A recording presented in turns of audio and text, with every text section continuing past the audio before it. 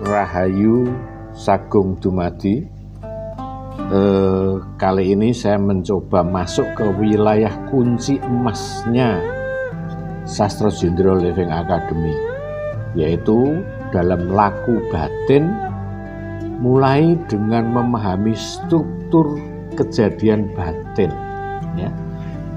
Pada saat setiap ada ledakan emosi, kita berbicara tentang emosi lagi, ya. Seseorang sedang muntap, ya. Sebenarnya perilaku itu selalu mengikuti urutan, ya. Biasanya ada trigger, kemudian jeda sebentar, ada respon. Trigger, jeda, respon, ya. Nah, masalah manusia ceroboh tindakannya bukan karena pada adanya trigger, juga bukan sepenuhnya pada emosi. Masalahnya hampir selalu sama, yaitu pada jedahnya. Karena jedah terlalu sempit, tidak disadari atau tidak sempat disadari. Nah, di dalam Sastro Jendro, ya, trigger itu kahanan jobo dari luar, ya. Reaksinya otomatis, itu sebetulnya bayangan ego. Jeda adalah papan panggonan cahaya sejati bisa ngemong. Jadi kalau jeda disadari, watak bisa diubah. Kalau jeda dilompati, karma perilaku akan terulang, ya. Nalika jedah kasumurupan, watak bisa katata. Nalika jedah dilewati, tumindak lawas bali ngubengi urip. Dalam proses memperbaiki perilaku seseorang, momen yang paling penting menentukan bukanlah saat emosi muncul, melainkan bagaimana memanfaatkan saat jedah sebelum kita melakukan tindakan sesuatu. Di sanalah kesadaran diuji. Dalam sastra Jendra, jeda dipahami sebagai papan panggonan batin, ruang sunyi tempat cahaya sejati ngemung di dalam diri. Jeda iku dudu wektu kosong, nanging papan panggonan kesadaran sejatinya tumeka, ya. Jadi jeda bukan harus menekan emosi, tetapi menyadari. Kesalahan umum dalam pengendalian diri adalah mencoba menahan emosi. Pendekatan Sastro Jendro mengajarkan emosi boleh hadir, pikiran boleh muncul, tindakan tidak harus langsung mengikuti. Emosi oleh metu, nanging tumindak ora kudu manut sakwijining rasa. Dengan demikian, jeda ini sangat berfungsi sebagai pemisah antara apa yang dirasakan dan apa yang harus akan dilakukan. Dalam istilah Sastro Jendro, gati rogo ditata supaya gati pikir ora mlaku dhewe tanpa rasa. Watak iku ora digebuki, nanging dilunake. Ego tidak perlu diperangi. Ego hanyalah bayangan yang ingin bergerak cepat memang. Reflektif, kita ada trigger, muntap, reflektif. Nah, justru saat antara kena trigger tadi dengan tindakan yang akan kita lakukan ini ada jeda yang harus direnungkan, harus dipikirkan, apa penting ini, apa tak teke wae ben gitu. Nah, cahya sejati ora nate kesusu, nanging tansah sumunar nalika disadari. Nah, saat kehadiran ini muncul di dalam jeda, perilaku membaik tanpa paksaan.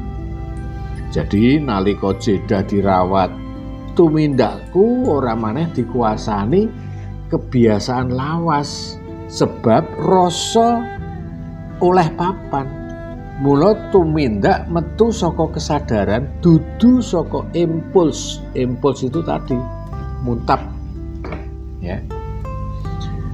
Impuls adalah dorongan batin yang muncul tiba-tiba untuk langsung bertindak tanpa melalui kesadaran yang utuh. Ia bergerak cepat, reaktif, cepat muntap, sudah kehilangan empati, nabrak etika, dan pasti menimbulkan efek bumerang. Sakit sendiri nantinya kalau disadari. Dalam laku batin Sastro Jendra, kondisi ini disebut sebagai jeda yang ketutup kabut rasa. Ya, jeda ketutup kabut rasa, kesadaran ora sempat rawuh. Nah, ketika seseorang tersulut kuat, yang terjadi bukan sekadar emosi, melainkan penyempitan kesadaran. Ya, jadi nalika rasa mung muter ing tatu, luka-luka dulu, empati kehilangan papanya. Padahal empati membutuhkan ruang batin yang longgar. Etika tidak runtuh karena seorang jahat, melainkan karena kesadarannya menyempit. Ego mengambil alih sepenuhnya sehingga empati tidak sempat hadir. Ego yang menguasai. Nah, dalam kondisi inilah seseorang kerap dinilai buruk, tidak anggun, tidak menawan, bahkan jauh dari kemuliaan sikap. Dalam Sastra Jendra, etika iku woh saka rasa ing bening, dudu saka aturan sing dipeksa. Saat rasa rawuh, etika tidak punya pijakan batin. Tindakan atau respon yang emosional saat ada trigger seringkali lebih melukai diri sendiri. Ya. Jadi seringkali menabrak etika kemudian berubah bekerja seperti bumerang batin. Kita akhirnya sadar luka kita. Ya. Relasi menjadi retak. Rasa malu dan bersalah menyusul setelah emosi reda. Dan perlahan terbentuk citra diri yang keras serta merasa terasing. Nah, jadi sing dilontarke nganggo nesu pasti bali dadi tatu ing jero. Luka tatu itu. Nesu sing ora eling nambahi tatu. Ora malah nambani, ya. Itulah sebabnya respon emosional tanpa empati tidak pernah benar-benar menyembuhkan. Ia hanya memindahkan luka lalu menumbuhkannya kembali. Nah, pemulihannya tidak lahir dari niat yang dipaksa, melainkan dari jedah yang dimanfaatkan, diperlebar perenungannya. Bukan dengan menekan emosi, bukan pula dengan menghakimi diri, tetapi dengan memberi ruang pada jeda agar rasa bernapas lega sebelum pikiran mengambil alih kendali. Dalam Sastra Jendra, jedah sing wiyar maringi dalan tumindak sing utama. Disinilah ajaran kasepuhan Sastra Jendra dalam SLA, ya, memuliakan ajaran etika batin selain untuk memperbaiki perilaku, juga mengangkat kualitas hidup secara utuh, termasuk untuk menjadi keanggunan sejati, memiliki keanggunan sejati, dan jangan salah, semesta ridho dengan adanya rezeki. Nah, makanya di dalam Sastra Jendra Living Academy, perilaku sangatlah penting karena itu merupakan modal dari bagaimana triwikromo kita untuk dapat kita nikmati, kita menghasilkan, ada manfaat dan lain sebagainya. Nah, keanggunan sejati itu tidak lahir dari pencitraan atau sopan santun yang dipaksakan. Keanggunan tidak bisa dibuat-buat. Akan tetapi dari batin yang tidak tergesa-gesa tadi, orang mampu merawat jeda ya, dengan orang yang mampu merawat jeda tidak mudah tersulut, hadir dengan wibawa yang tenang. Nah, dalam sastra Jendra, anggun iku dudu alon-alon klemak-klemak, nanging tumindak lan perilaku sing wis mateng ing rasa, ya. Nah, keanggunan semacam ini pasti terasa oleh orang lain di sekitar kita, bahkan tanpa kata-kata. Sekitar kita merasakan satu keteduhan.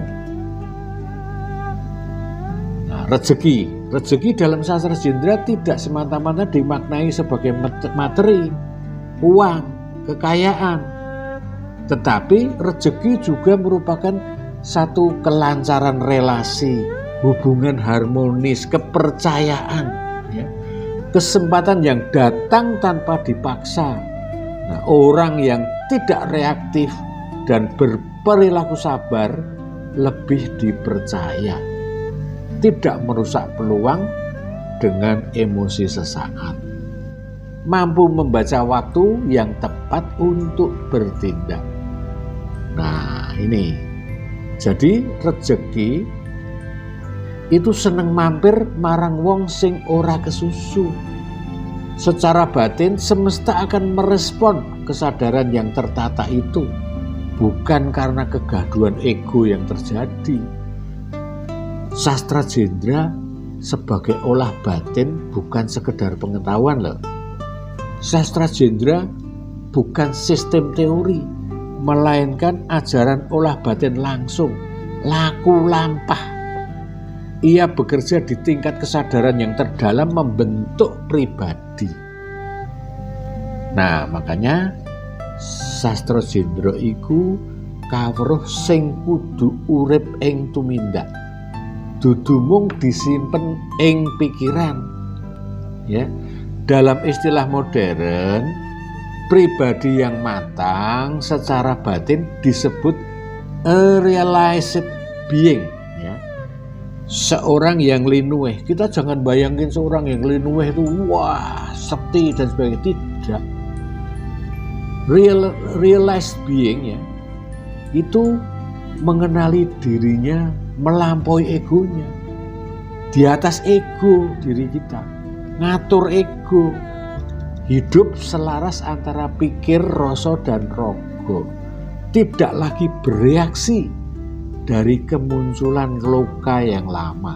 Kalau kita misalnya ingat luka yang lama, tidak akan bereaksi. Dalam sastra Jendra, kondisi sebagai manungsa linuweh, orang sering menyebut wong sing isi, tidak dimaknai dalam pengertian umum yang terikat pada kesaktian atau pada kemampuan yang luar biasa. Tidak, ya. Menungsa linuweh niku wong sing isi, dan bukanlah sosok yang ditandai oleh kesaktian, melainkan oleh kedalaman kesadaran batin. Dudu sing paling akeh ngerti, nanging sing wis eling lan temen uripe. Itulah ajaran dari sastra Jendra. Nah, dalam hal kesepuhan sastra Jendra ini, saya mencoba terus sedikit demi sedikit untuk memberikan satu suntikan-suntikan bagaimana menjadi realized being, ya, atau orang yang linueh dalam hal menghayati kehidupan ini. Saya akan mengangkat lagi banyak hal-hal yang sifatnya sebetulnya sederhana, tetapi harus didalami secara lebih menggunakan rasa. Salam budaya, Rahayu Sagung Dumadi.